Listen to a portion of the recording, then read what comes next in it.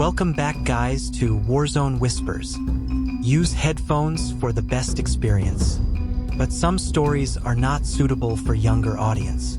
Watch this video on your own risk. In this episode, a Special Forces team investigates Waverly Hills and encounters a demonic presence that warps reality and time. Shadows twist, soldiers vanish, and corridors repeat endlessly. Every escape loops back to terror. Survival is impossible, freedom an illusion, and the nightmare of Waverly Hills never ends. If you are new here on channel, hit that subscribe button and it's free. Okay, here we go. The helicopter cut through the Kentucky night like a blade through fog. Wind slammed against the fuselage, shaking every bolt loose in my bones. Inside, red cabin lights pulsed over the squad's faces, ghosts painted in infrared. None of us spoke.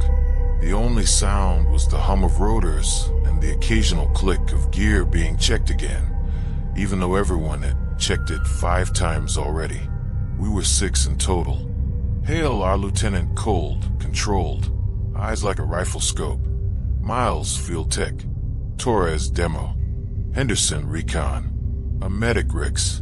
And me. Our orders came sealed, stamped black with the insignia nobody asked about. Coordinates led here, to Waverly Hills Sanatorium, an abandoned structure just outside Louisville, long cordoned off under environmental hazard. The pilot never turned to look at us. When Hale handed him the clearance code, the man just nodded once and muttered, "You boys aren't coming back the same." Then he lifted off.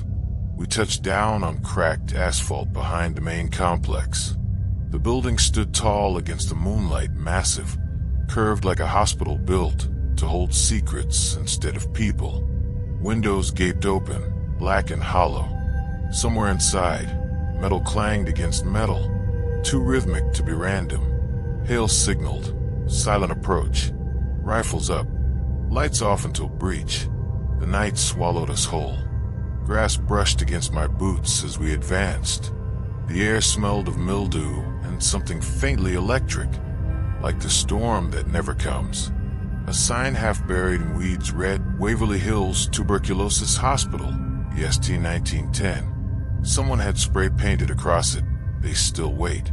The front doors hung crooked, chains rusted through. Henderson cut them with bolt cutters, metal snapping loud in the dark. The echo rolled through the halls like something waking up. We entered.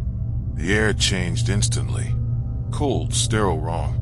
The smell of disinfectant still clung to the walls, mixed with rot. My flashlight beam cut through floating dust, revealing tiled floors smeared with brown stains that might once have been blood. Rix whispered, "Feels like the air's breathing." Hale shot him a look. "Stay sharp." We moved deeper. The corridor stretched forever, lined with empty patient rooms. Broken gurneys blocked the path. Every few feet, the walls pulsed with water stains, shaped almost like silhouettes. When light passed over them, they seemed to shift, faces turning toward us before melting back into paint. A door slammed 3 corridors away. None of us moved for 5 full seconds. Then Hale spoke quietly into the mic, "Command. Team Echo reporting entry. Site secured. Proceeding to level 1 recon." Static answered. He tried again. Nothing but faint breathing through the line. We reached the central ward. The ceiling had caved in partially, beams hanging low. Old surgical lights dangled overhead like broken moons. The entire place hummed with power, though no generators were active. My Geiger meter clicked softly. Not enough radiation, just interference. Miles kneeled by a corroded console. "Getting low-band signal traffic, sir. Somebody's still powering circuits down here." "Keep it monitored," Hale said. We sweep east wing, then regroup. Every step echoed. Somewhere beneath the floor, pipes groaned as if the building still exhaled. Henderson's camera caught streaks of movement. His eyes didn't. He Heat signatures flickering in doorways. There for a blink, gone the next. We hit the nurse's station. Papers littered the counters. Admission forms dated 1952.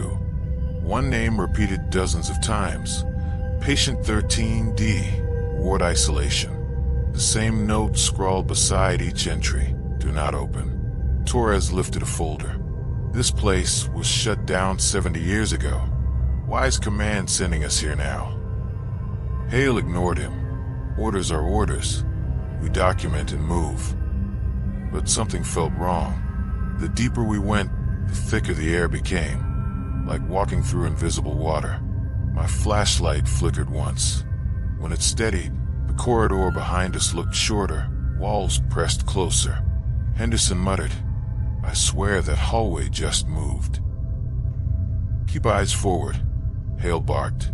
We found the elevator shaft at the far end. Doors pried open. Cables snapped and hanging like veins. Down below, nothing but black. Hale clipped a flare, dropped it. The red light spun until it vanished after 6 floors, swallowed whole without ever hitting bottom. "Basement's deeper than blueprints show," he said quietly. "Miles marked that." A metallic bang cut him off.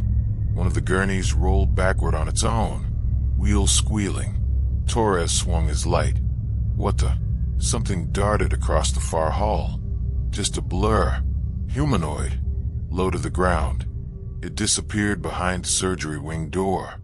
"Contact!" Henderson shouted, weapon up. We formed line. Hale gestured. Silent signal. Advance slow. The surgery door groaned open before we even reached it. Inside, every instrument lay perfectly arranged. Scalpel, clamp, bone saw. But each piece gleamed like it had been cleaned minutes ago. Then a faint whisper, barely there, threaded through my headset. Not radio. Inside my helmet. "They're still sick." My stomach turned ice. "Sir, we've got..." Hale cut me off with a raised fist. He heard it too. A reflection moved in the glass of a surgery lamp. A shape behind us. We spun, rifles up, nothing but darkness. The whisper came again, louder now, layered with static. "They're still sick, help us." Ricks trembled, voice cracking. "That's human. That's human." "No one's here," Hale hissed. "Focus." The temperature dropped fast enough to see our breath. Frost crawled up the metal tray beside me. Henderson's camera feed glitched, black streaks across the image, like claws tearing through pixels. "Command, we've got AM anomalies," Hale said. Silence. Then a voice, not command, came through. "Continue the test." We froze. "Say again," Hale asked. Static. Miles stared at the radio like it might bite. "Sir, that wasn't command's frequency." No reply came after that. We regrouped in the main hall. The building groaned again, long and deep, as if shifting in its foundation. Every doorway now looked slightly different, some narrower, some completely sealed that weren't before. Torres whispered, "This place is alive." None of us argued. Hale ordered us upstairs. Top floor scan, then we're out. The stairwell was narrow, walls closing in. Each step creaked. Halfway up, the emergency lights flickered to life on their own. Harsh white beams strobing in rhythmic pulses. Between the flashes, something stood on the landing above us. Tall, thin, head tilted. When the light returned, it was gone. But a smear of red streaked the wall where it had been. Ricks muttered a prayer. We reached the top floor. The corridor was lined with doors, every one shut except the last, where light glowed under the frame. Hale motioned. We stacked and breached. The room inside was empty except for one object, a recorder sitting on a rusted desk, red light blinking. Miles picked it up. "It's running."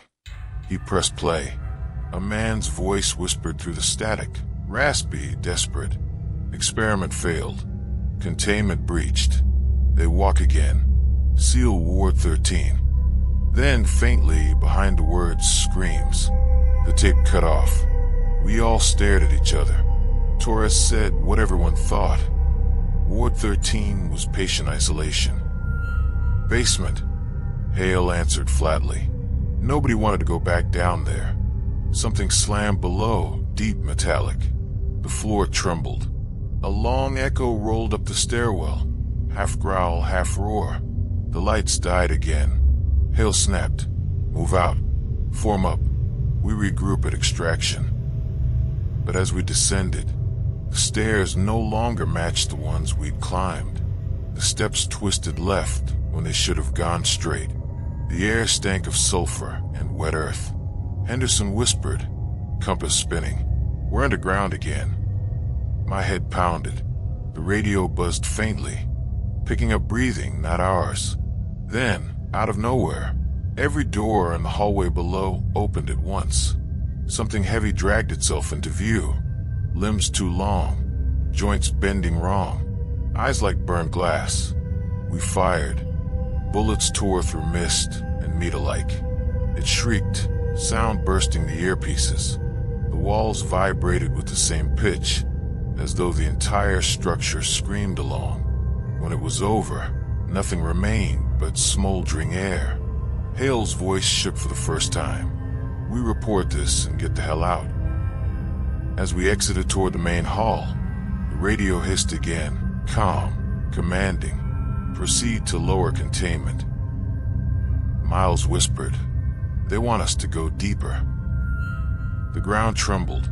A door at the far end slowly swung open on its own, revealing stairs spiraling downward into absolute dark. And even though every instinct screamed run, Hale raised his rifle, stepped forward, and said, move. I followed, because orders are orders. The stairwell smelled of rusted metal and rot. The air got heavier with every step, like we were walking into a sealed grave. My boots slipped once on a wet patch that looked like oil but smelled like blood. Henderson's flashlight beam cut through the dark ahead, bouncing off tile and bone-white walls. We reached the basement level. The air turned still, almost solid. Every breath came back cold, carrying a faint electric hum under it, like wires still alive somewhere deep in the concrete. The walls were lined with old signage, Morgue Lab A Containment Ward, each letter half-eaten by rust. Hale raised a fist. Fan out, slow and quiet. We spread out. Henderson scanned left with thermal. The screen flashed orange for a second, then went blank.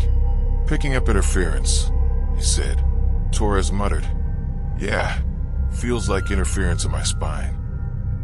The corridor stretched forever, the kind of long that bends your sense of direction. My light hit old gurneys, cracked glass jars, and tables coated with grime. But under that layer of age, something else shone, fresh scratches on the metal, as if someone had used them recently. We reached a junction. To the right, a door marked Morgue, Level 2 access. To the left, stairs descending even deeper. Hale hesitated, then motioned right. The morgue door was welded shut. Someone had sprayed a white biohazard symbol across it, newer than the rest of the room. The paint wasn't even dry. Torres checked it. Seals recent, within a few months. Cut it, Hale ordered. Torres planted a small breaching charge, stepped back. The pop was sharp but muffled, echoing like a cough through the empty hall. Smoke curled upward as the door sagged open. The smell that poured out hit hard, metal, acid, and something burnt. We stepped in. Rows of storage drawers lined both walls. Half were rusted shut, others slightly ajar, labels worn off. Henderson ran his light across one drawer. Inside was a dark shape wrapped in plastic. The bag moved. He froze. Sir. Before he could finish, the bag twitched again. Harder this time, like something pushing from inside. Hold position, Hale ordered. He leaned closer, tapped the edge with his rifle barrel. No sound, no movement now. Torres exhaled, nervous laughter. Could be rats. No one laughed back. A faint vibration rippled underfoot. Not an earthquake, too rhythmic. Like a pulse. Miles crouched, placed his palm on the floor. Feels mechanical. Machinery running under us. Hale said, "There's no power here." But we could all feel it now. A slow thrum, deep below the concrete, as if something enormous was breathing beneath the structure. We advanced deeper. In the center of the room stood a heavy steel table. The surface gleamed wet, reflecting the beams of our flashlights. A thick chain hung from a ceiling above it, broken links clinking softly when air shifted. On the far wall, a small hatch was marked Containment Access, authorized personnel only. Miles pointed his scanner at it. There's movement behind that wall. Faint, 3 meters deep. Torres frowned. Maybe piping. Not unless pipes breathe, Miles said quietly. A metallic scrape answered him from inside the wall. We froze. Then, 3 sharp knocks echoed from within the hatch. Slow, deliberate, spaced like words we couldn't understand. Rix whispered, "Jesus Christ." Hale's voice stayed steady. "Record everything. No engagement until contact confirmed." He pressed his ear to the metal. After a few seconds, he stepped back. "It's hollow behind there. Space goes down." "Down where?" Henderson asked. Hale didn't answer. The hum grew louder again. The ceiling lights flickered, then burst, one after another, glass raining down like sparks. We switched to NVG. The green tint painted everything in ghost colors. Through it, shadows crawled across the walls, stretching and retracting. Then we saw it. At the far end of the room, a shape leaned out from the corner. Human height, but wrong. Shoulders too broad, limbs too long, skin moving like smoke. Its head twitched once, then snapped sideways with a crack. "Contact!" Hale shouted. We fired. Muzzle flashes tore the dark apart. The rounds hit walls, tables, nothing solid. The shape dissolved like mist. Torres shouted, "Where is it?" Henderson swung his light. Too late. Something slammed into him from the dark. His body flew across the room, gear scattering. I grabbed his vest, dragged him behind the table. Blood leaked through his helmet. He's hit. Rix moved in fast, checking vitals. Pulse weak. Internal trauma. Then Henderson's eyes snapped open. Pupils dilated wide.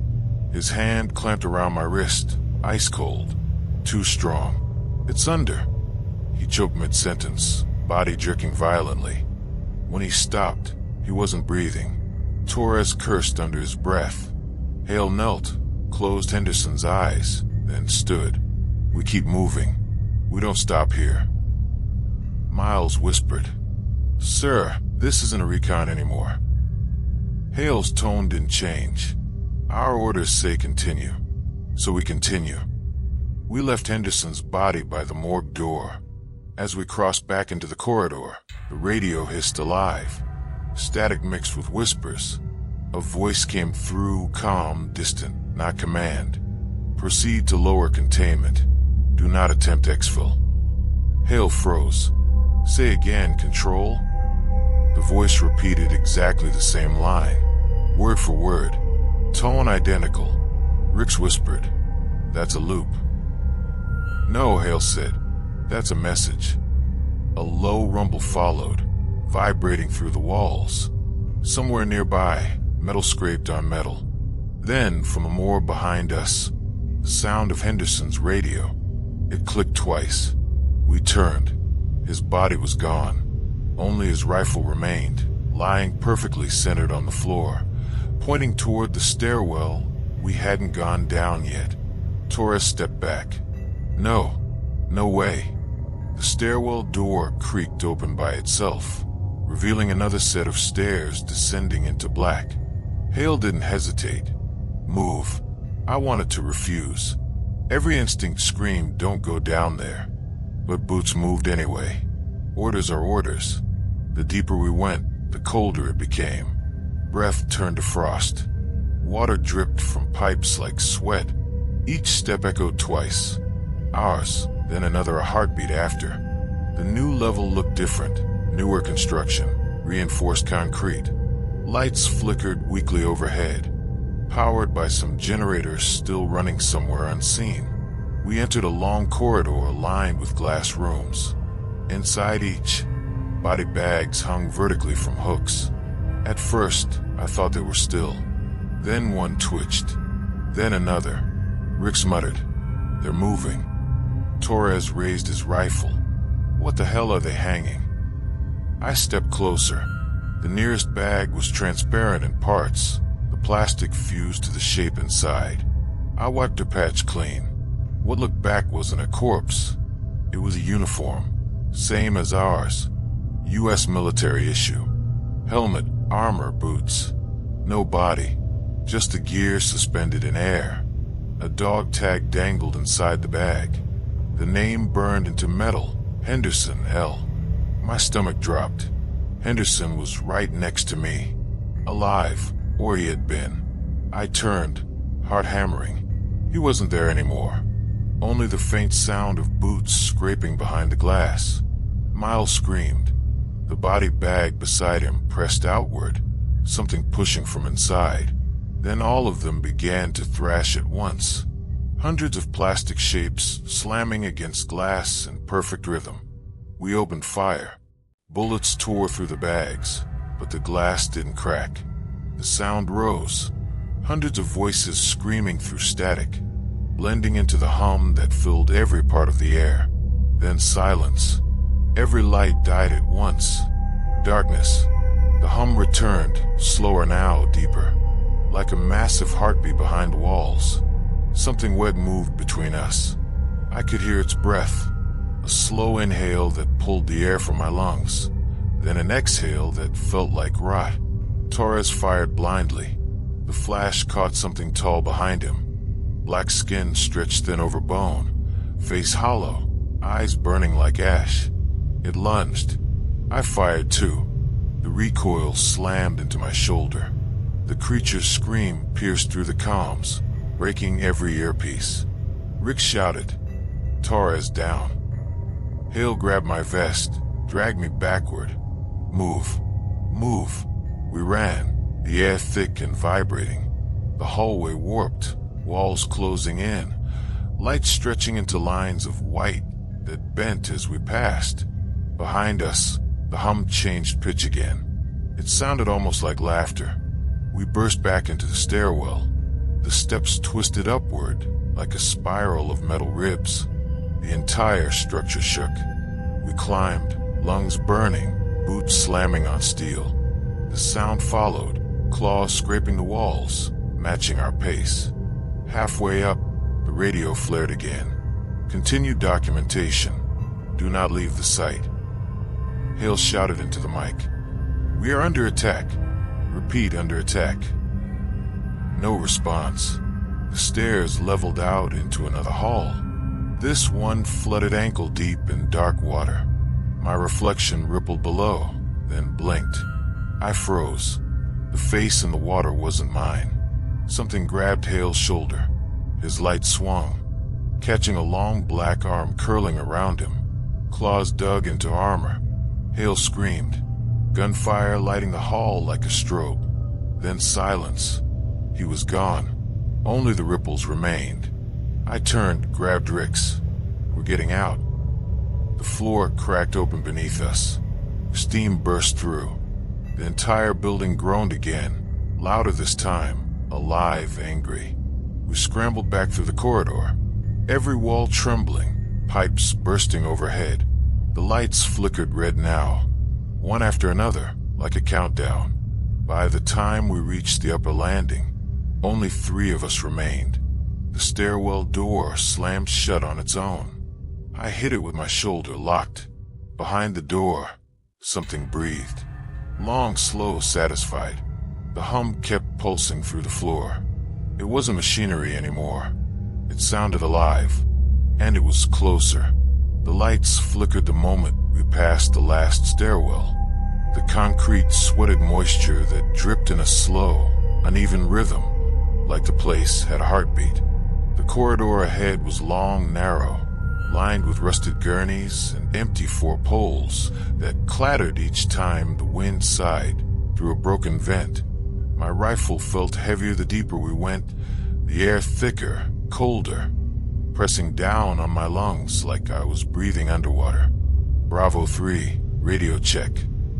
Nothing, just static, slow, grinding, full of whispers that weren't supposed to be there. I froze, adjusted the earpiece. Behind me, Kowalski muttered a prayer in a language I didn't know. Every word echoed twice, once from him, once from somewhere further down the hall. Our boots left black prints on the damp floor. The smell of iron grew stronger.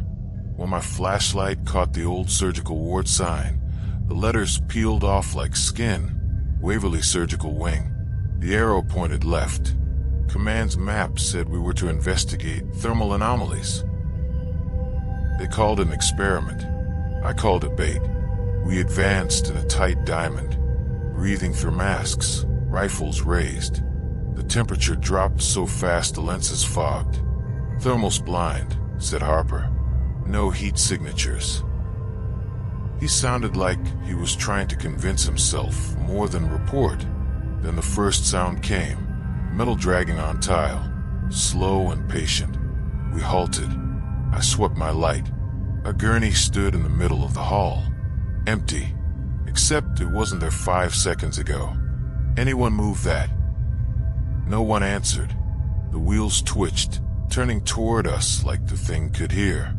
Harper took a step closer, his boots squealing. The gurney rolled half a meter forward, by itself, stopped, then rolled again, straight at him. He opened fire.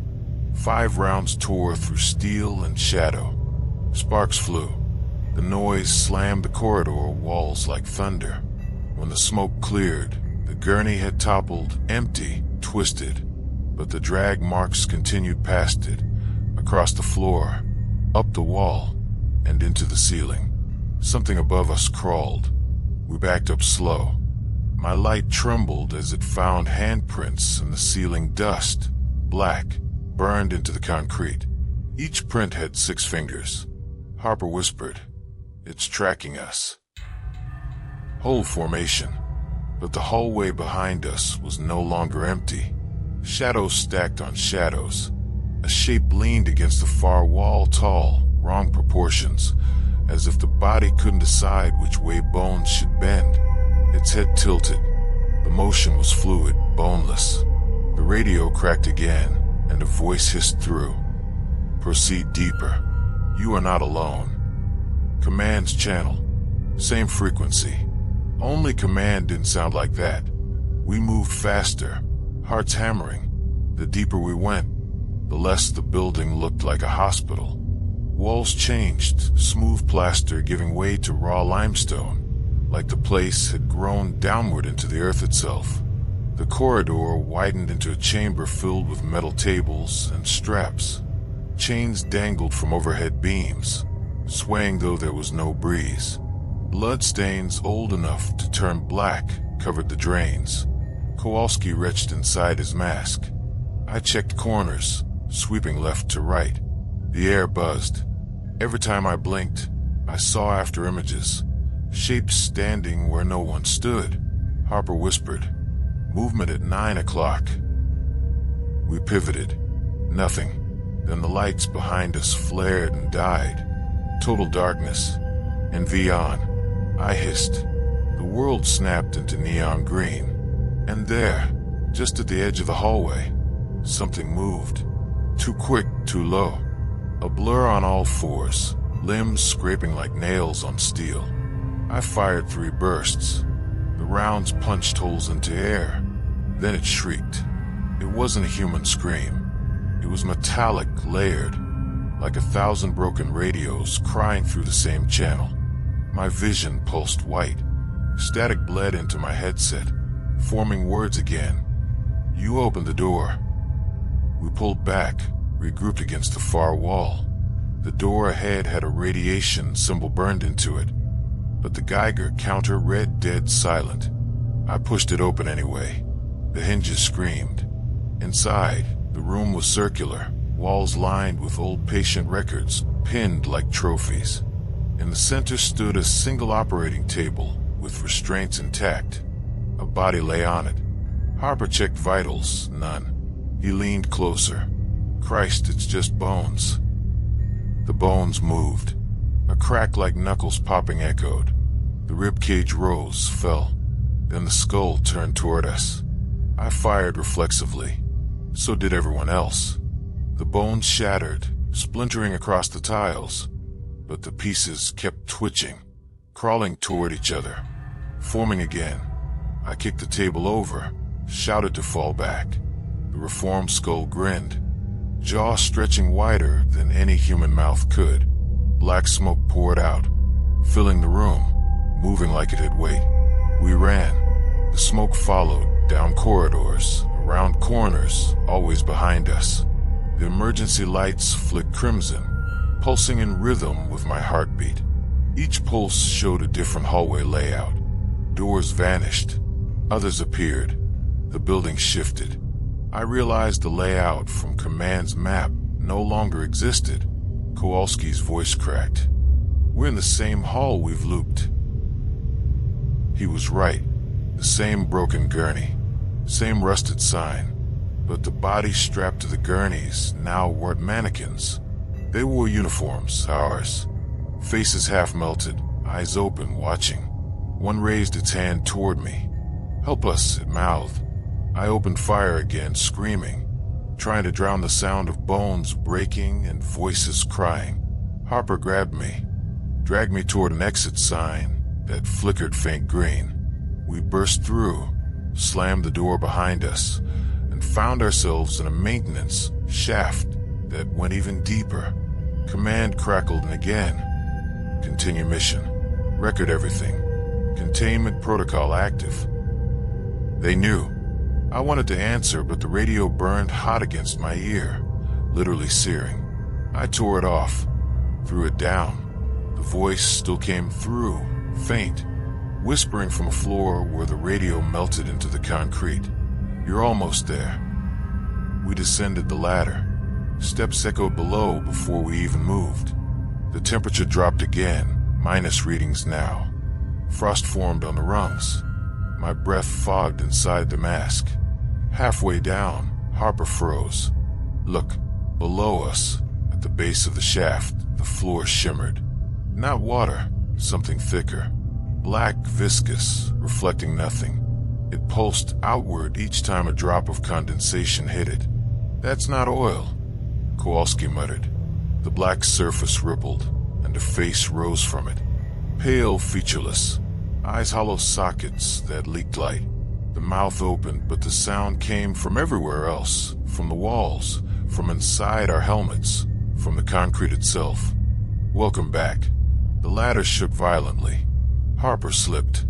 I grabbed his harness, but something yanked him downward, impossibly strong. He screamed once, then silence. His body hit the black surface and vanished without a ripple. Kowalski started to climb up, panic in his eyes. I grabbed him. "No, keep going down." I didn't believe it myself, but up wasn't safe either. The shaft above had started to close, metal plates grinding together as if the building wanted to swallow us. We reached the bottom. The black liquid had retreated, leaving a tunnel ahead. I switched the flashlight on. Walls glistened as though breathing. Symbols were etched into them, military serials, unit IDs, mission codes, all ours. Then, beneath the codes, a new set of letters burned fresh into the wall. Bravo unit confirmed. Consumed. I stumbled back. The tunnel lights blinked to life one by one, stretching into endless dark. The sound of boots approached, multiple sets, synchronized. But there were only two of us left. Kowalski. He looked at me, trembling. "Those aren't ours." Figures emerged, silhouettes in full gear, faces hidden by shattered masks. They moved exactly like us. Same stride, same gestures. One of them raised a rifle and pointed it straight at me. I lifted mine. The other didn't fire. It just tilted its head, and through the cracked visor I saw my own face staring back. Everything went silent except my heartbeat. The lights flickered again, and when they came back, the doubles were gone. The tunnel stretched empty, but the echo of boots kept walking, fading deeper into the dark. The tunnel narrowed until my gear scraped both walls. The air tasted metallic, like blood and old batteries. Each breath rasped through the mask filters. I checked my mag. 26 rounds left, enough to pretend control. The lights overhead flickered in uneven rhythm, pulses matching my heartbeat. Kowalski moved ahead, one hand on the wall. "This isn't limestone," he muttered. "Feels like skin." I told him to keep quiet, but when my glove brushed the surface, it flexed, subtle, like muscle beneath fabric. The floor shivered under our boots. A low hum vibrated through the corridor. Not mechanical, organic. It built until R&V lenses glitched with static lines. I blinked, and for a split second, Kowalski wasn't there. The corridor stretched twice its length, then snapped back. My stomach lurched like I'd fallen through time. "Command Bravo 1. Experiencing interference." Static answered. Then, faintly, "Proceed. Observation phase." Observation phase. My blood ran cold. We weren't here to clear anything. We were being watched. We reached a hatch marked with peeling yellow paint. Level E. Authorized personnel only. The lock was already cut. Inside, emergency strobes flashed red, casting everything in stop motion. Rows of containment pods lined the walls. Frost covered each window. Shapes floated inside, uniforms, gear, faces half dissolved. Ours. Kowalski wiped one window. His own reflection stared back, then blinked. He stumbled away, rifle shaking. The reflection pressed its hands against the glass from the inside. The pod door hissed open without command. Steam rolled out, thick and cold. The figure stepped free. Same height, same scars, same voice. "Don't shoot," it said. I shot anyway. 3-round center mass. It staggered, then straightened. Whole ceiling as the body flickered between solid and smoke. The muzzle flash lit its grin, my grin. It lunged. I slammed the butt of my rifle into its face. Bone cracked like ice. It dissolved into a swarm of black ash that hung midair, vibrating, whispering fragments of radio chatter. Mission parameters confirmed, containment breached. The ash drifted toward the pods, seeping into cracks. Each one began to tremble. Lids rattled. "Move," I shouted. We ran. Pods exploded one by one, spilling more copies into the corridor, some still half-formed, bones visible through melting flesh. They screamed in chorus, pitch rising until the ceiling lights burst. The red strobes turned white. We dove through a service door into a stairwell that spiraled down. My watch said 0300, then 0140, then blank. Time stuttered like bad footage. Every step echoed wrong, half a beat late. Halfway down, gravity tilted. The stairs angled sideways, pulling us toward the wall. My stomach floated. We crawled, boots sliding, until we reached another door at a crooked landing. A sign read Sublevel F, Command Access. The door opened before I touched it. Inside, a command center frozen mid-operation. Consoles blinked, screens running endless loops of our helmet feeds, even Harper's, though he'd been taken hours ago. One monitor displayed us entering the room from above, seconds before we actually did. Kowalski whispered, "They're still watching." A voice boomed from the intercom, distorted but unmistakably human. "Bravo unit, you have reached containment nexus. Hold position. Command, we need extraction." I yelled, No reply. Only the same order, looping, pitch dropping until the voice wasn't human anymore. Hold position. Hold position. Hold. The sound deepened into a growl that shook the room.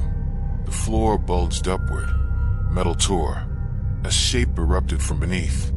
A humanoid silhouette made of writhing cables and bone. Its head brushed the ceiling. Eyes like searchlights burned through the haze. Kowalski fired point blank. The rounds ricocheted. The thing stepped forward, movements jerky, like stop-motion frames stitched wrong. I grabbed a frag, pulled the pin through. The explosion collapsed part of the wall. But when the dust cleared, the creature stood untouched. Then the lights went black. A whisper grazed my ear inside the helmet. "You saw too much." Pain lanced through my skull. Every screen flared to life, displaying different moments, us entering, firing, dying. The footage looped faster, overlapping. I saw myself screaming, mouth wide, no sound. I saw command officers standing behind glass, watching like spectators. Time folded. The air rippled. Kowalski was suddenly across the room, though I hadn't seen him move. The creature grabbed him, dragging him upward into the dark. He fired until the muzzle flashes painted the ceiling red. Then silence. Only me now. The monitors changed again. A feed showed me from behind. I turned. Nothing there. Just the shadow of my own movement, lagging half a second late. Then the lag caught up and overtook me. Shadow and body switching places. My vision inverted, colors bleeding. Gravity flipped. I hit the ceiling, disoriented. The command center rotated like a carousel. Sirens wailed backward. A doorway appeared where none existed before, pulsing with light. The whisper returned. "Exit." I crawled toward it. Each movement felt slower, like the air was syrup. My gloves left trails of smoke. The light at the doorway wasn't white. It was static, alive, whispering in Morse. I recognized fragments of the message. Record. Retain. Replace. I stepped through. Instantly the noise stopped. I was standing in an open field. Dawn light. Birds. The hospital visible in the distance. Quiet and ordinary. My rifle was clean, armor intact. The HUD blinked, mission complete. For a second, relief hit, until I saw Kowalski standing a few meters ahead, facing away. "Kowalski," I shouted. He turned. His eyes were black voids. His voice came out modulated, echoing the command tone. "Proceed to next objective." The sky shimmered. The sun froze mid-rise. The grass turned gray.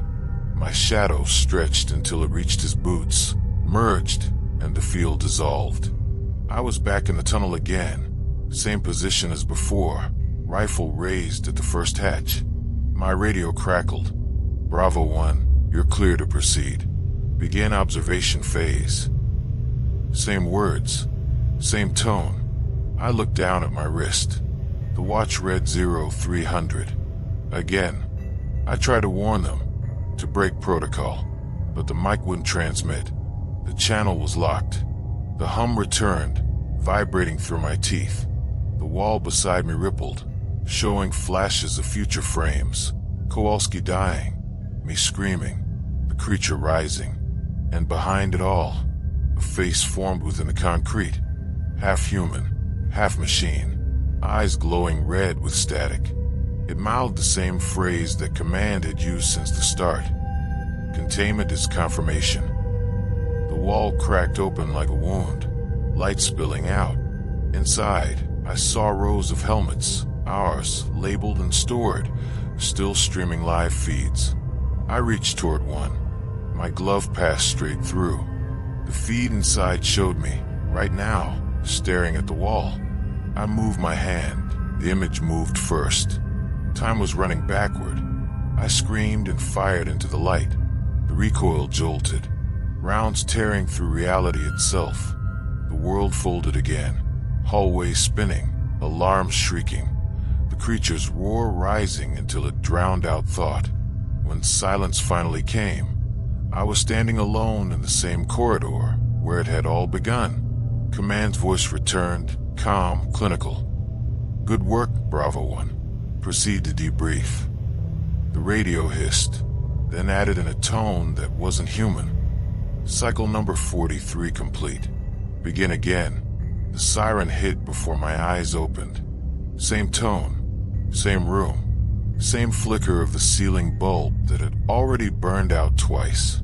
I knew that sound. It had pulled me from sleep 100 times before, except I hadn't slept.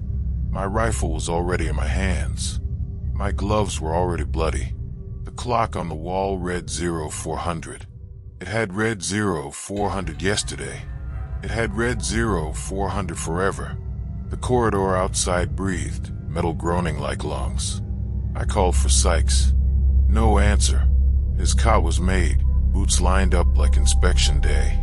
But the air smelled of gun oil and decay. The smell we'd scrubbed off yesterday, or the day before. I stepped out. The hall stretched too far. It shouldn't have been that long.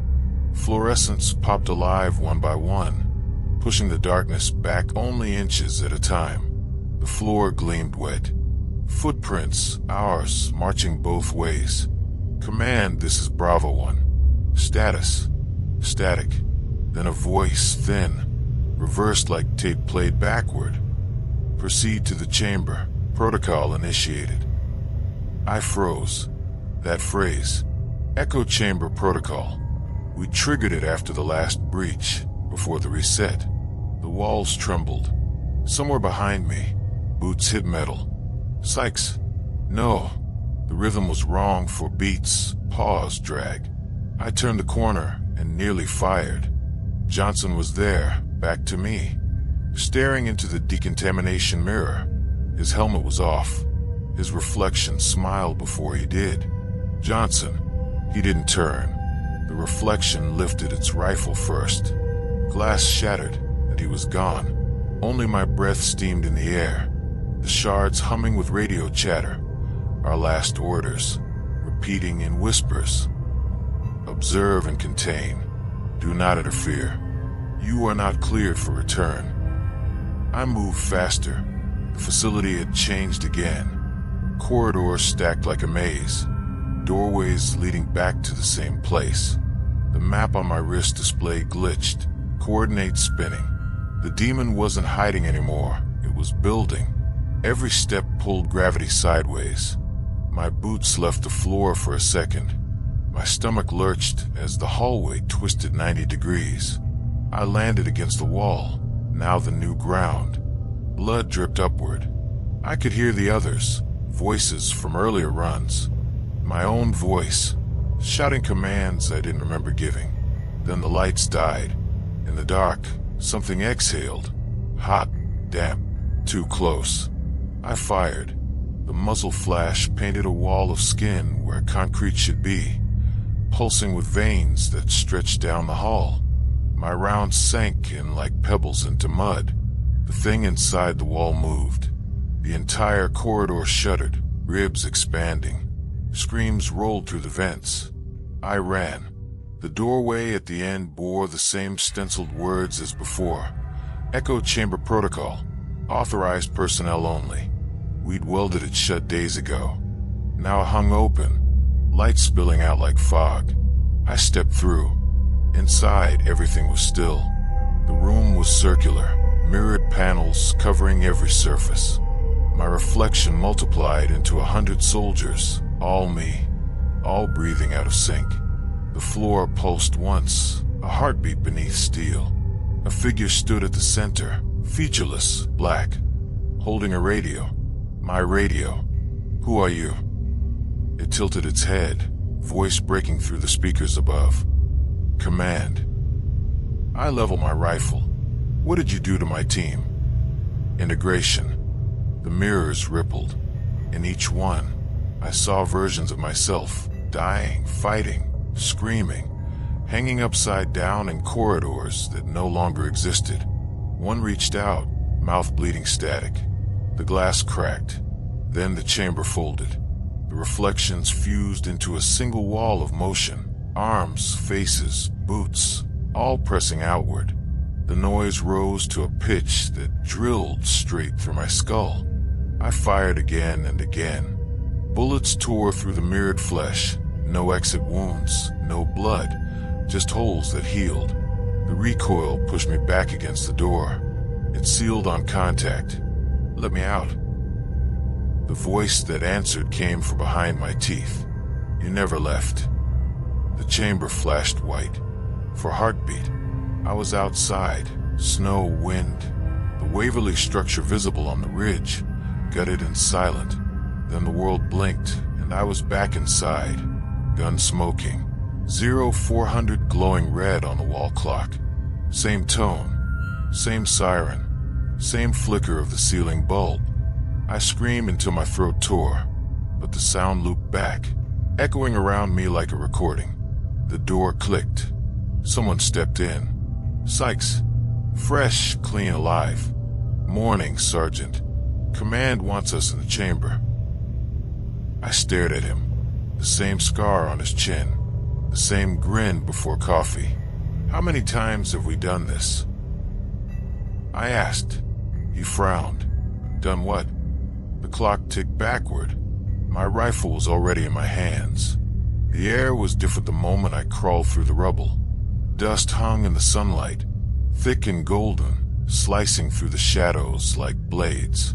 My gloves were torn, blood crusted under the fingernails. My boots sank into debris that shouldn't have been there. Tile, concrete, and something soft, almost like flesh. The facility loomed above me, fractured and impossible. Parts of the roof floated midair. Corridors twisted up into the sky and plunged into the earth at impossible angles. The Waverly Hills base was no longer a building. It was a living, breathing entity. Part concrete, part shadow, part demon. I raised the rifle. The sun glared off something in the distance, a figure standing on the roof. Impossible in every sense. It mirrored me perfectly.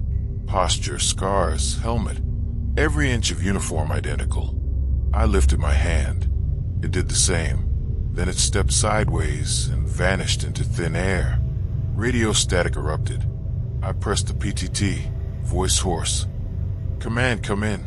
Bravo 1 reporting, facility compromised. Repeat, facility compromised. Static. Then the voice came, calm and familiar, but wrong. Not human. Good work, Bravo 1. Observation phase complete. Extraction incoming. I spat blood. Extraction? You know that's a lie. A low vibration rolled under my feet. The base itself pulsed in response to the radio, walls rippling, door stretching, windows melting like wax. I ran, rifle swinging, boots skidding across debris that formed and disappeared with each step. The ground opened beneath me. I fell, landing on what felt like carpet, thick, warm, alive. I scrambled, vision blurring. Around me, the walls of the corridor folded in on themselves, swallowing stairs, hallways, and exits. Every direction led back to the same point, the circular chamber from before, the one with mirrors, the one where every reflection had screamed.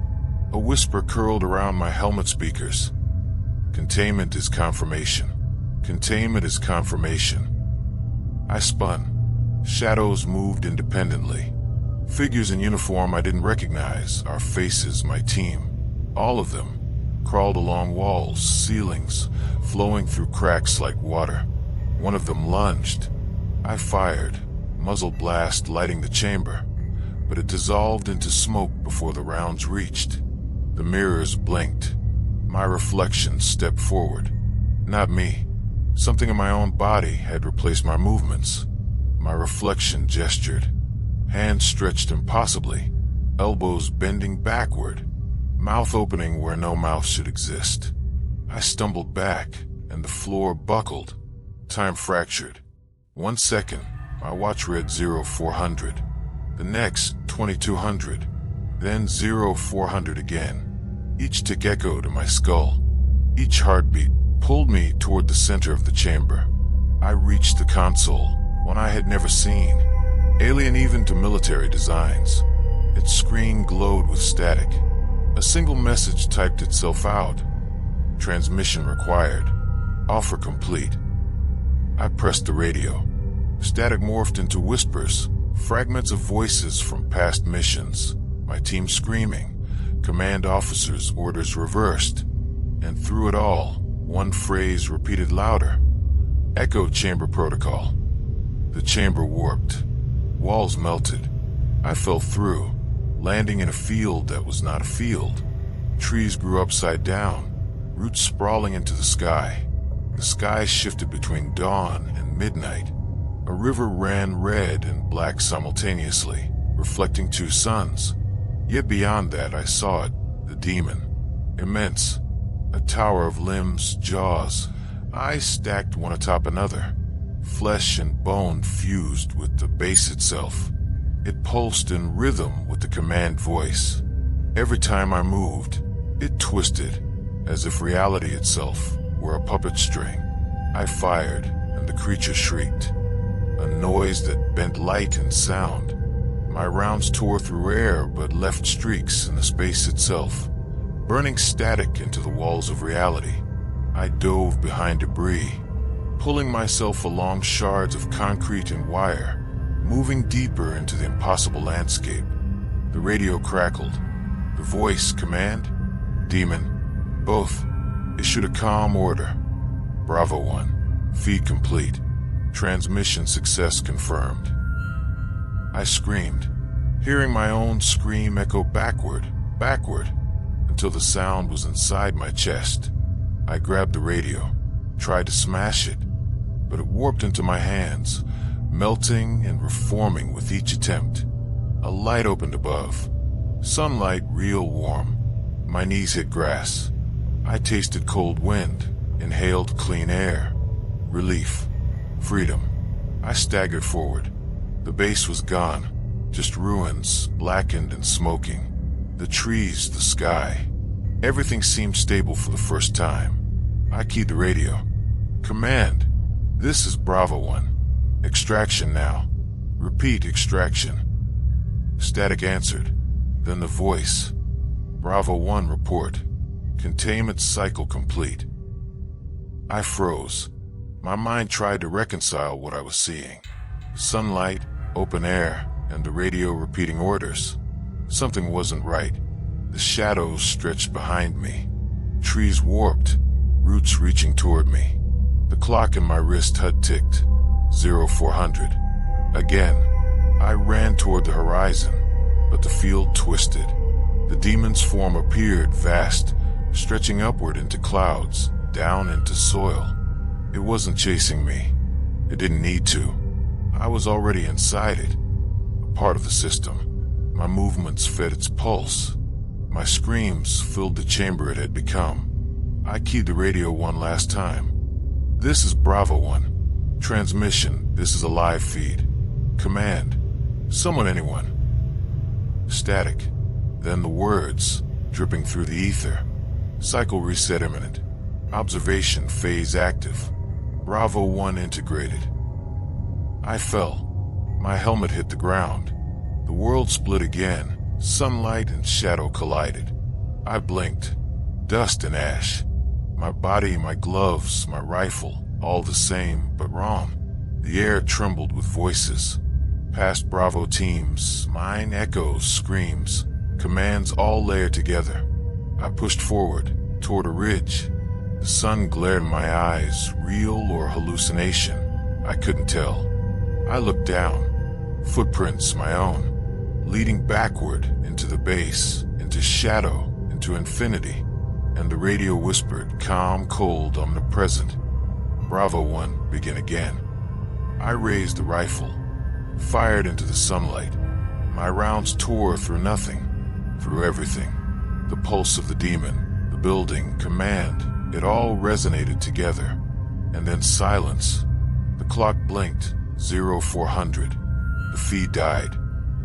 So thank you for watching. The shadows have more to tell. Join me in the next story. And don't forget to subscribe to the channel and share your thoughts in the comments.